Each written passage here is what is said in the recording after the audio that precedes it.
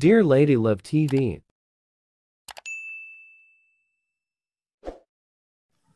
Please love me, Doctor. Tunghay na po natin ang ikatlong bahagi. Nandito ako ngayon sa ospital kung saan ako nagpa-check up at nagtatrabaho si Doc Mark. Dumiretso muna ako dito pagkatapos ng aking klase. Hindi pa naman schedule ng monthly check-up ko ngayon, pero heto ako at nasa ospital. Gusto ko lang makita ang lalaki nagpatibok ng abnormal kong puso. Sumakay ako ng elevator at pinindot ang third floor. Hindi ko alam kung bakit iyon ang pinindot ko. Nagbabaka sakali lang naman ako, pero malakas ang kutob ko na doon ko siya makikita.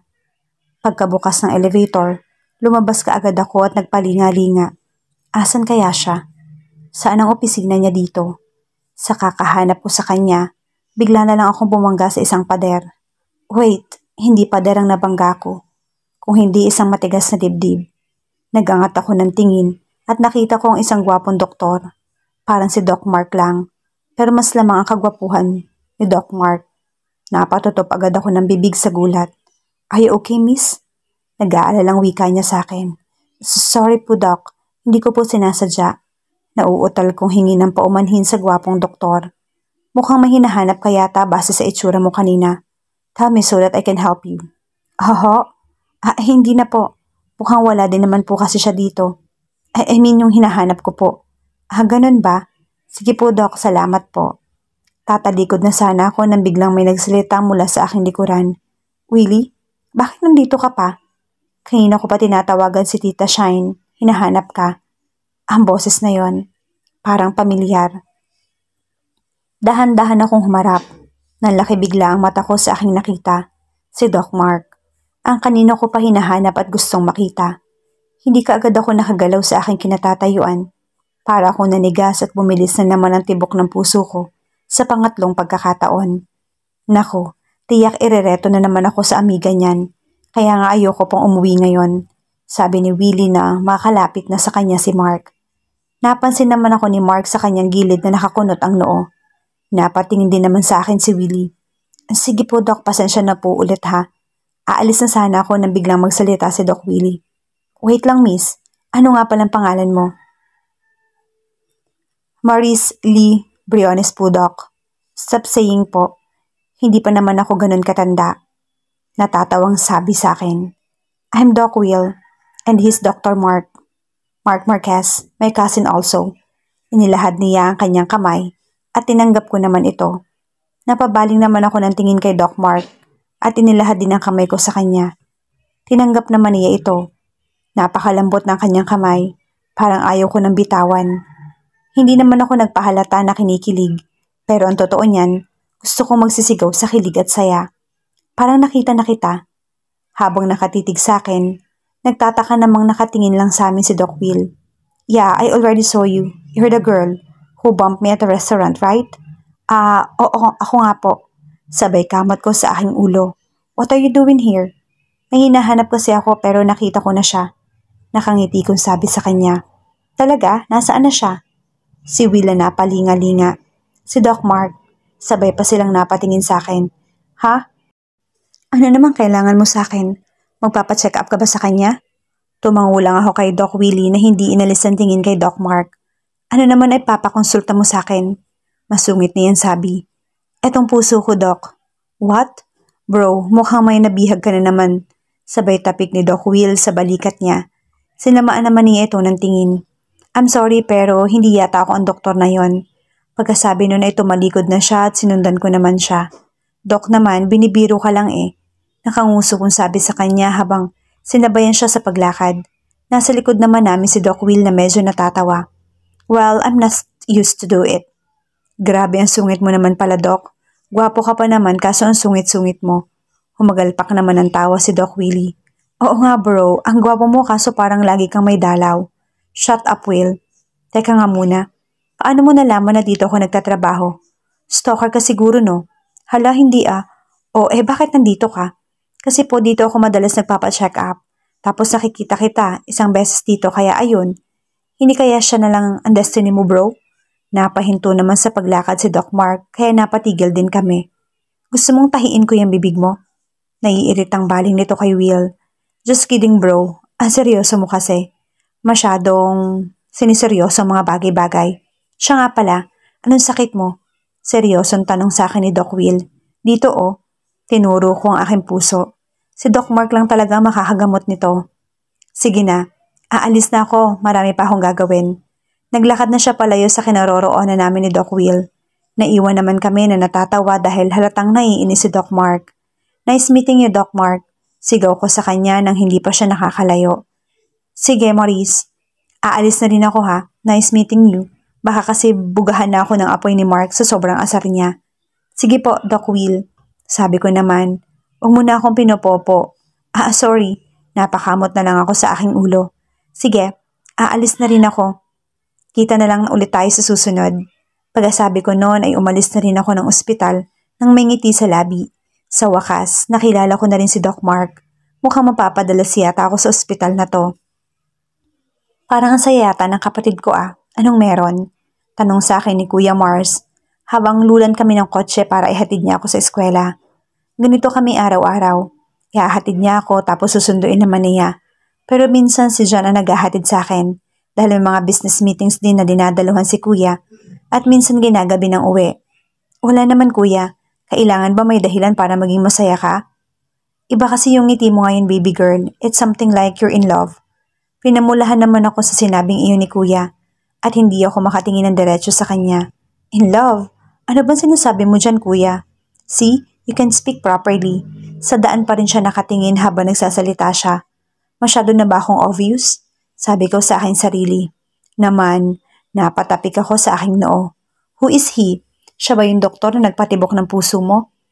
Bigla ako napatingin sa kanya na nakaawang ang mga labi sa pagkagulat. Paano mo nalaman yon?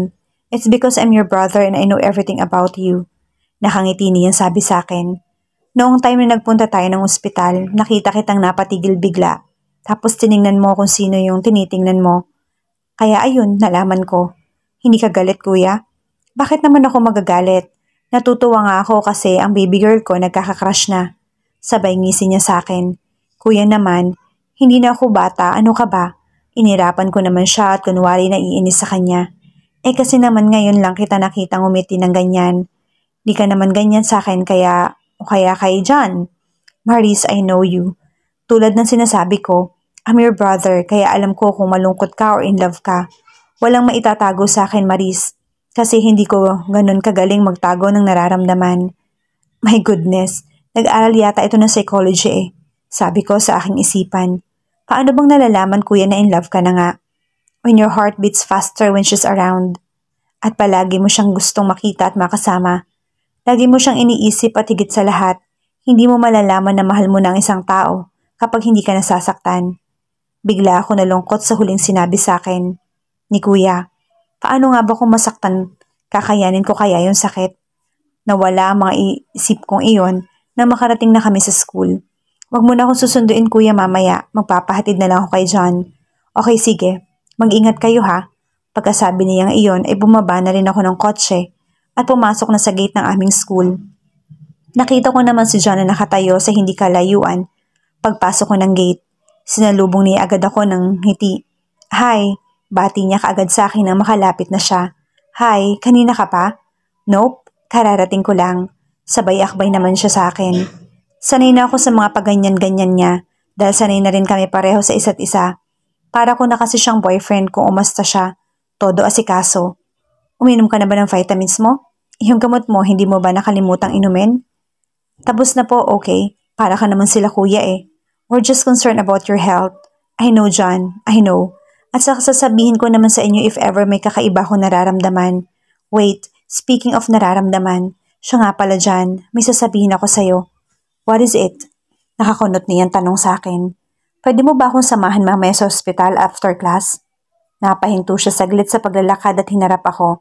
Bakit? May sakit ba? May masakit ba sa'yo? Anong pakiramdam mo? Hindi mo yata iniinom yung gamot mo eh. Wait, tawagan ko si Kuya. Natatarantang sabi niya. Pinigilan ko naman siya nang matawagan niya si Kuya. Ano ka ba dyan? Ang OA mo naman. Wala akong sakit, okay? May gusto lang akong makita. Nakangiti kong wika sa kanya. Sino naman? Si Doc Mark. Doktor mo? Sa pagkakaalam ko, babae ang doktor mo. Hindi ko siya doktor. Siya lang naman yung ano.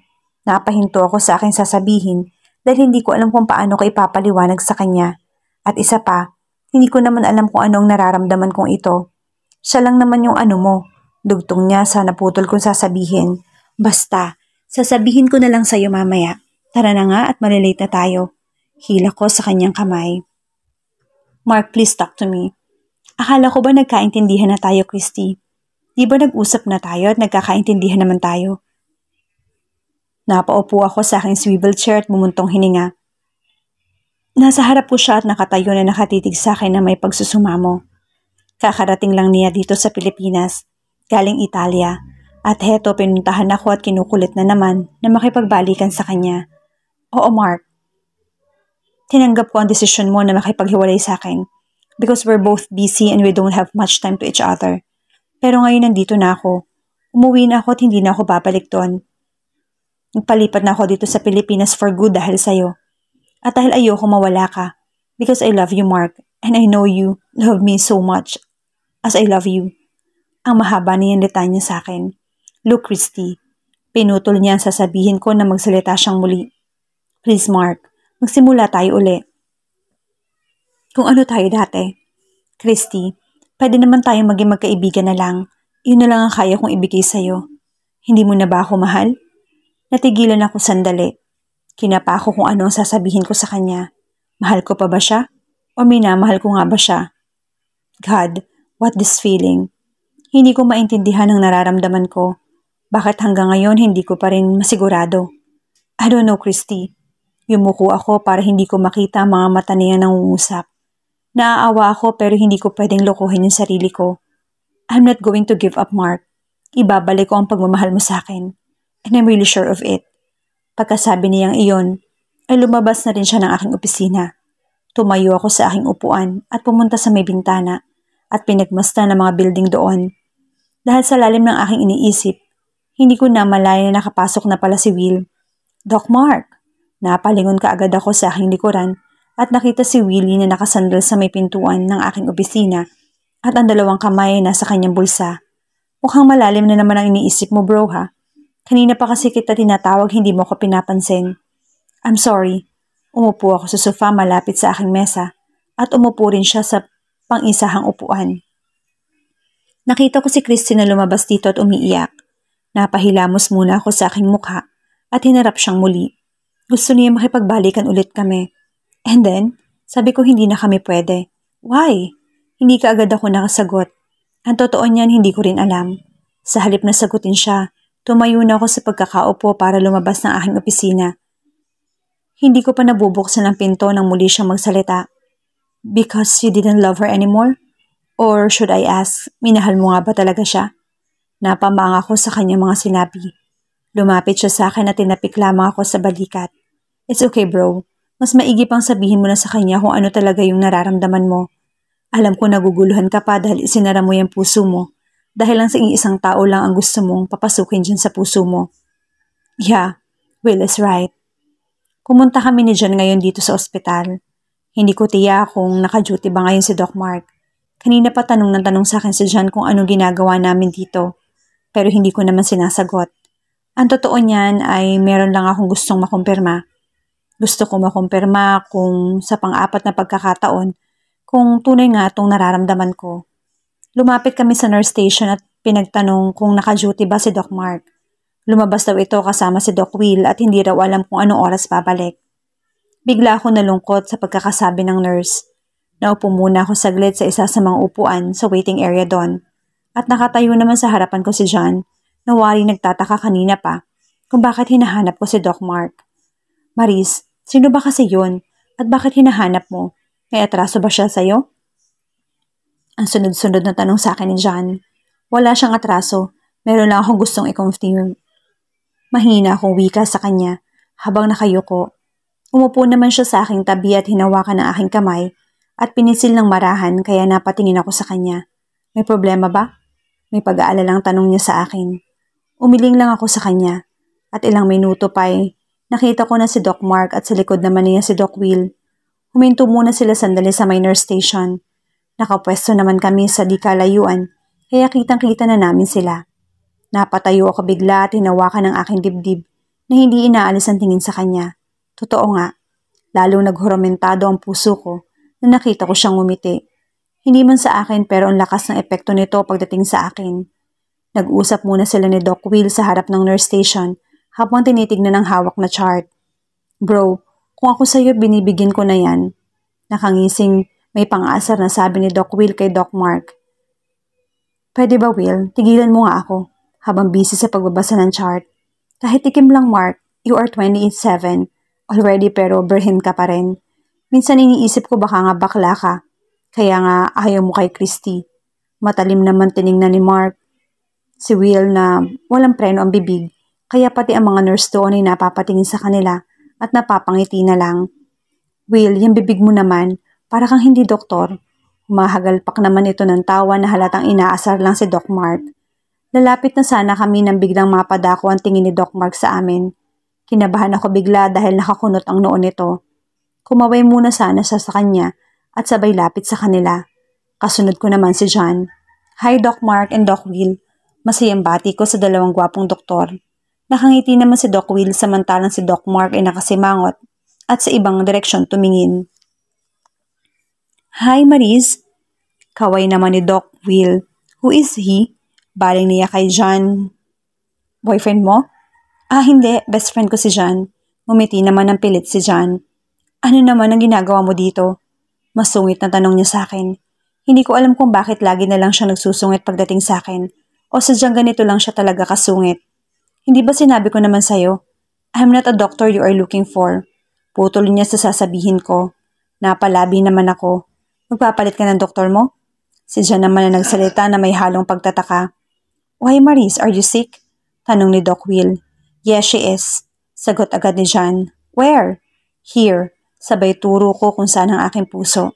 Stop kidding. Halatang naiinis na si Doc Mark. It's true. May sakit talaga ako. I'm a surgeon, not a cardiologist. But you are a doctor who can treat my heart. Napamaang silang tatlo sa sinabi ko. Natawa naman si Doc Will. Is that a pick-up line, Maris? Buti ka pa, Doc Will, na gets mo. Let's go, Will. Marami pa tayong pasyente. Pagkasabi noon ay tumalikod na siya, kasabay ni Doc Will. Sige, Maris, magbaon ka pa ng maraming pick-up line dito kay Mark. Sabay kindat pa siya sa akin bago sumunod kay Mark. Sino ba yung Mark na yon? Kalaunit tanong ni John nang makaalis na sila. At kami naman na naghihintay sa pagbukas ng elevator para lumabas. Siyempre, doktor. I know he's a doctor. What I mean is, ano mo siya? Mataman siyang nakatitig sa akin habang naghihintay ng isasagot ko. He is my... he is your first crush, right? Ha? Bago pa ako makasagot ulit, ay siya namang nagbukas ng elevator at inaya ko na siyang sumakay para hindi niya na ako tanungin pa. She's cute. Who? Seryosong tanong ko kay Will habang nagra-rounds kami kasama ang iba pang doktor. Maris, what do you think of her? She's annoying. She's bubbly. Bawi naman ni Will habang may sinusulat siya sa hawak na chart at nakatingin naman ako sa kanya. You like her? Nakataas naman ang isang kilay ko. At first pero ayoko siyang agawin sa'yo. May halong nakakalokong ngiti niya sa akin. What? Napalakas ang sigaw ko kay Will kaya naman ang ibang pasyente at doktor na kasama namin mag-rounds ay napatingin sa amin. I'm sorry, nahihiya kong hingi ng paumanhin. What did you say? Pabulong kong tanong kay Will na kasalukuyang nakalabas na kami ng kwarto ng ibang pasyente. I'm just kidding bro, don't make it serious. Nagsisimula ng tumawa si Will dahil sa nakikita niyang itsura ko. Gusto ko nung... Maris bro. I feel it. Dagdag pa niya na lalong nagpairita sa akin. I don't like her. She's annoying. Ang kulit niya. Pero mas masarap kasama mga ganun bro. Pumasok na muna kami sa aking opisina. Naupo ako sa swivel chair at sumandal doon. Si Will naman sa harap ko nakaupo. Malay mo bro, kung hindi si Christy baka si Maris ang susi at makapagbukas niyang sarado mong puso. Makahulog ang wika ni Will. Naiiling naman ako sa kakulitan ng pinsan ko at dumagdag pa si Maris sa pangungulit sa akin. Habang nag-uusap kami, ay bumisita naman sa aking opisina ang direktor ng ospital para kausapin ako. Good afternoon, Doc. Napatayo ako sa aking upuan para batiin ang direktor namin, ganun din si Will. Have a seat, Doc. Aloko sa kanya at umupo kami sa sofa katapat ng lamesa ko. May papakiusap sana ako sa iyo, Doc. Panimula ng doktor. What is it? Gusto ko ikaw muna magturo sa university. Nakalive kasi si Doc Galvez ng 1 month dahil Nagka-emergency daw sa probinsya nila. And why me? Because you are the top student of that school. At iyong may-ari rin ng school na nag-request noon habang wala pa si Doc. Huwag ka mag-alala, mga medicine student din naman ang tuturuan mo. Nagpakawala ako ng malalim na buntong hininga sa pumayag. Don't worry bro, 1 month ka lang naman magiging professor. Panunokso naman ni Will. When did I start, Doc? Pwede ka ba mag-start bukas? Bukas na po agad? Yes, Doc Mark. Tatawagan ka mamaya ni Doc Galvez kung ano yung mga ituturo mo bukas. Pagkasabi nun ay lumabas na sa opisina si Doc. Well bro, good luck on your first day of teaching tomorrow. Siya naman ang sumunod na lumabas nang may nakakalokong ngiti.